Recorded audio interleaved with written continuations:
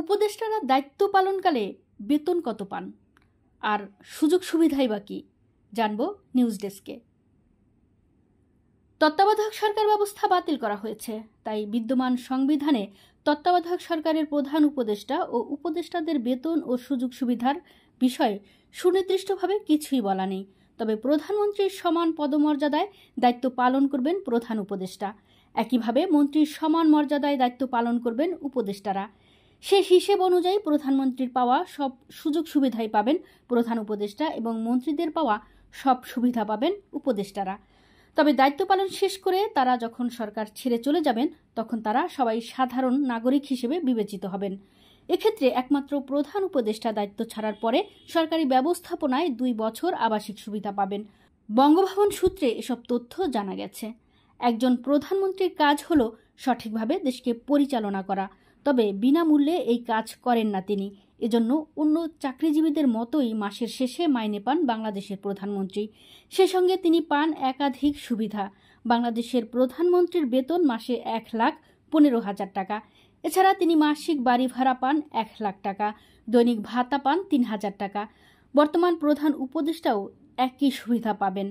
প্রধানমন্ত্রীর মাসিক বেতন ছাড়াও যাতায়াত খরচ, বাড়ি ভাড়া, ডেইলি অ্যালাউন্স, ইন্স্যুরেন্স সুবিধা, কূটনৈতিক পাসপোর্ট, নিজের দফতরের এবং অন্য টেলিফোন ব্যয়, চিকিৎসা সেবা সহ আরও অনেক সুবিধা পেয়ে থাকেন সরকার প্রধান, যার তার পুরোটাই দেয় রাষ্ট্র। নতুন সরকারের প্রধান উপদেষ্টার জন্য এসব খরচ পুরোটাই দেবে রাষ্ট্র। বাংলাদেশের প্রধানমন্ত্রীরা সরকারি বাসভবন পান। অতীতের রেকর্ড মতে বর্তমান প্রধান উপদেষ্টাও এই সুবিধা পাবেন। এর সাজানো থেকে শুরু করে রক্ষণাবেক্ষণের যাবতীয় খরচ বহন করবে সরকার। প্রধানমন্ত্রীর ব্যক্তিগত ফান্ড থেকে এর পেছনে 1 টাকাও খরচ করতে হয় না। কেউ চাইলে নিজের বাড়িতে অথবা অন্য কোথাও বাড়ি ভাড়া নিয়েও থাকতে পারবেন। সেক্ষেত্রে সেই বাড়িও সরকারি টাকায় অত্যাধুনিক বিলাসবহুল করে সাজিয়ে দেওয়া হবে। বাড়ি ভাড়া হিসেবে একটি বড় অঙ্কের অর্থ পান প্রধানমন্ত্রী। বর্তমানে প্রধানমন্ত্রীর হাউস রেন্ট অ্যানাউন্সের পরিমাণ প্রতি মাসে 1 লাখ টাকা। তার বাড়ির নিরাপত্তায় থাকেন স্পেশাল ফোর্সের সদস্যরা।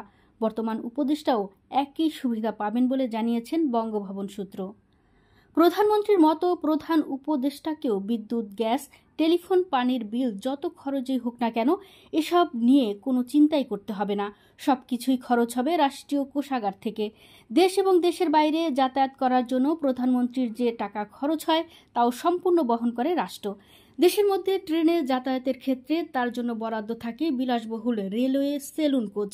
পরিবারের কোনো সদস্য থাকলেও তারাও ফ্রিতে যাতায়াত করতে পারেন। এছাড়াও বিমানে ভ্রমণে যে কোনো খরচে তাও বহন করে রাষ্ট্র। রাজপথে ভ্রমণের সময় রাষ্ট্রীয়ভাবে বাৎসরিক 25 লাখ টাকার ইন্স্যুরেন্স কাভারেজ পান বাংলাদেশের প্রধানমন্ত্রী। এছাড়াও প্রতিদিন 3,000 টাকা পান তিনি।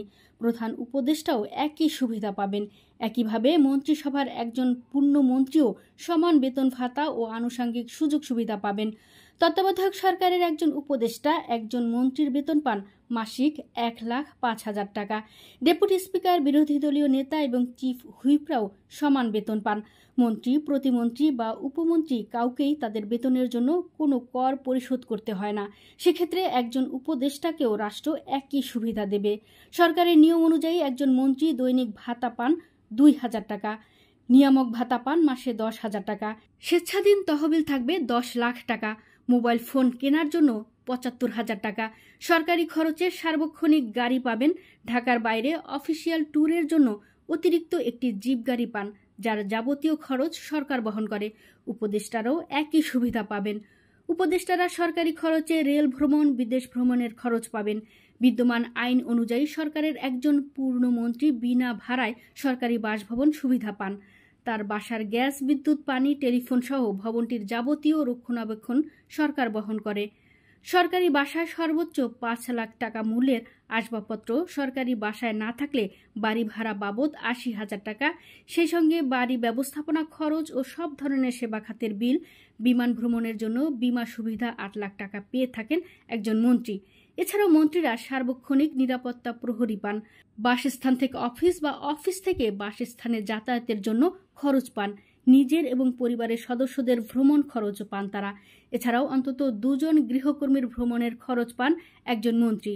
এসব সুবিধাই নতুন সরকারের উপদেষ্টারা পাবেন বলে ধারণা করা হচ্ছে।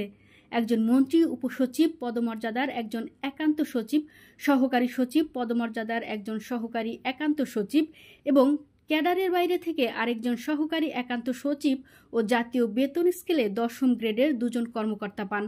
আরও পান একজন জমাদার ও একজন আরদালি, 2 জন MLSS এবং একজন পাচক বা পিয়ন। এসব সুবিধাও দেওয়া হবে উপদেষ্টাদের। এ প্রসঙ্গে জানতে চাইলে মন্ত্রিপরিষদ সচিব মাহবুব হোসেন জানিয়েছেন, প্রধান উপদেষ্টা প্রধানমন্ত্রীর মতো রাষ্ট্রের নির্বাহী দায়িত্ব পালন করবেন, উপদেষ্টারাও মন্ত্রণালয়ের মন্ত্রীর দায়িত্ব পালন করবেন। সেক্ষেত্রে তারা রাষ্ট্রের বিদ্যমান সব সুযোগ সুবিধাই পাবেন। নিউজ ডেস্ক, সুমনা, ভোরের আকাশ।